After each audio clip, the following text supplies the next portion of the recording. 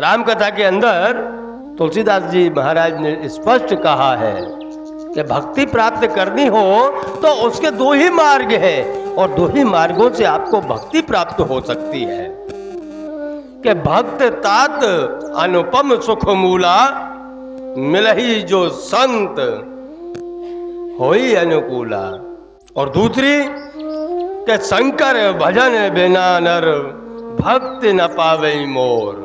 दोनों बातें तुलसीदास जी ने राम कथा के अंदर कहा है कि एक महादेव की भक्ति के बिना मुझे भक्ति नहीं मिल सकती। एक तो महादेव भक्ति दे सकते हैं, अथवा एक कोई संत जो अनुकूल हो, जो संत हो, वह आपको भक्ति दे सकता है।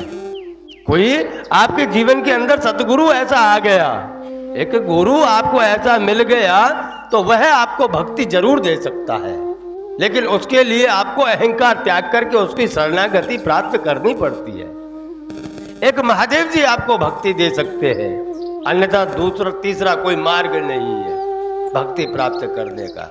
कोई तो आपके जीवन में दोनों में से आएगा तभी आपको भक्ति प्राप्त होगी, और जब भक्ति प्राप्त होगी तो हम स्वयं का कल्याण कर सकते हैं, स्वयं को इस संसार रूपी माया से मुक्त होकर के परब्रह्म परमात्मा के चरणों में स्थान प्राप्त कर सकते हैं। लेकिन बहुत से लोग गुरु ही नहीं, गुरु का मतलब वो स्वयं ही गुरु है।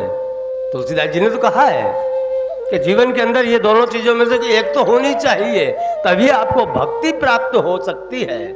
लेकिन बहुत से लोग स्वयं ही गुरु बन के फिरते हैं, नास्तिक नहीं होते बहुत से लोग। वही नास्तिकता एक ऐसी है कि नास्तिकता से भी भक्ति प्राप्त की जा सकती है, लेकिन वह कुछ मानता तो है किसी गुरु को। नास्तिक का गुरु नास्तिक ही होगा, आस्तिक का गुरु आस्तिक ही होगा। कहता है कि मैं भगवान को नहीं मानता, भगवान है ही नहीं इस संसार में, यह तो प्रकृति है जो चला रही है, चल रही है। इसी के ऊपर देखने जाए